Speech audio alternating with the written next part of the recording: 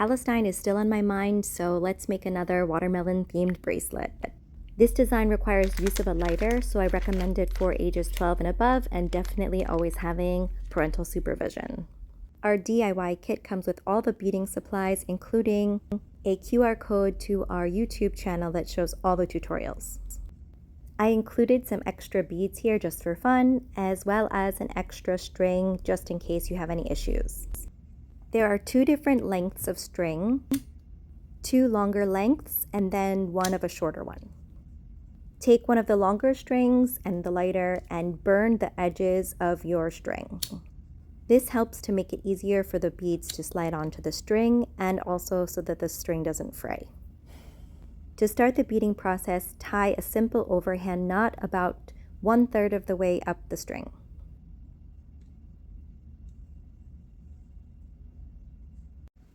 Take the longer side of the string and start threading your beads on. I'm going to follow the pattern for the bracelet up in the top left-hand corner. However, you can do whatever design you want with your beads, especially since you have a few extra.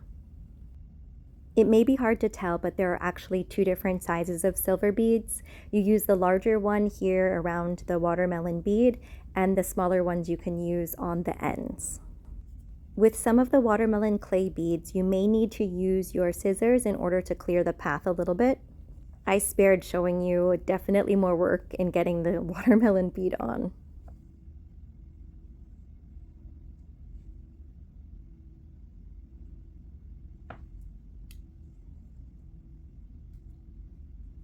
There's my finished pattern, but you can also add the extra beads on like I mentioned.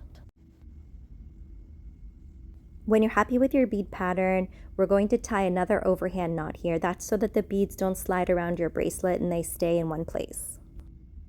It can be a bit tricky getting this overhand knot right next to the bead without leaving much space. I recommend not tightening the knot until you're sure it's in the right place, because then it'll be easier to pick it out.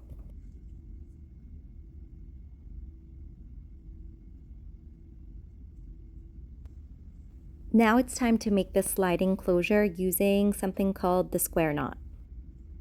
Turn your bracelet to the side and then cross both of the ends over each other.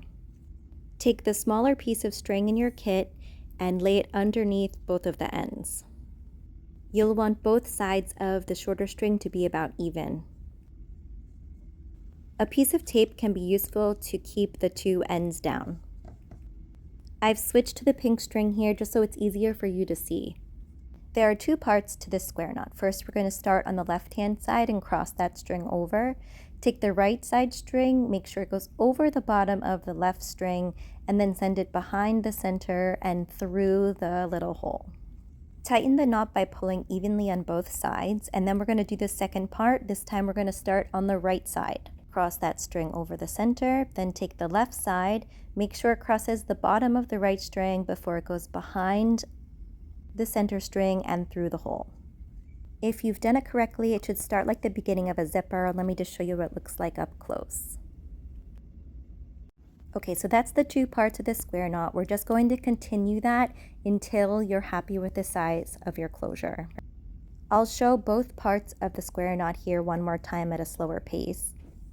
If you're not already there, head over to our YouTube channel and find this tutorial there. That way you can pause it, rewind, and replay much more easily. There are also many tutorials on YouTube for the square knot in general that you can search for.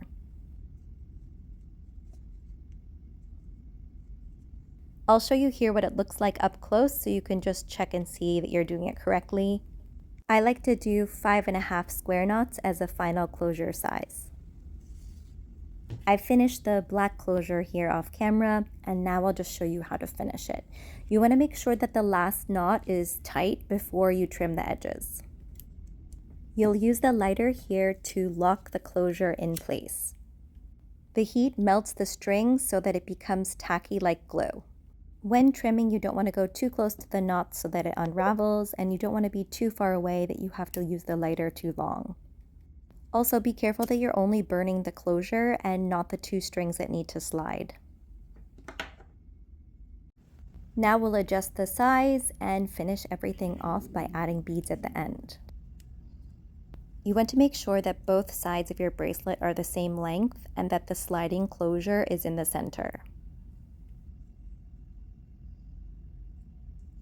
Also, it's important to make sure that your closed palm will make it through the bracelet in order to put it on. Once you're happy with the length, it's time to lock it into place. Take one of the ends and tie an overhand knot. You'll want to make sure that you get that overhand knot as close to the sliding closure as possible. Then take one of your smaller silver beads, add it on. Then we'll lock that into place with one final overhand knot on this side.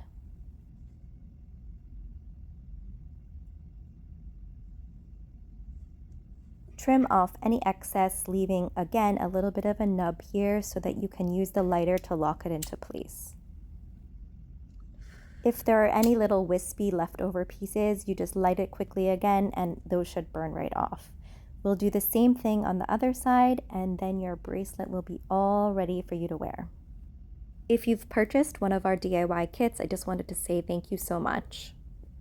Profits from the sales of the kits as well as the bracelets will go to Gaza. If you're not able to purchase a kit or a bracelet, if you could just like this video and share it, it would be greatly appreciated. Thank you guys so much.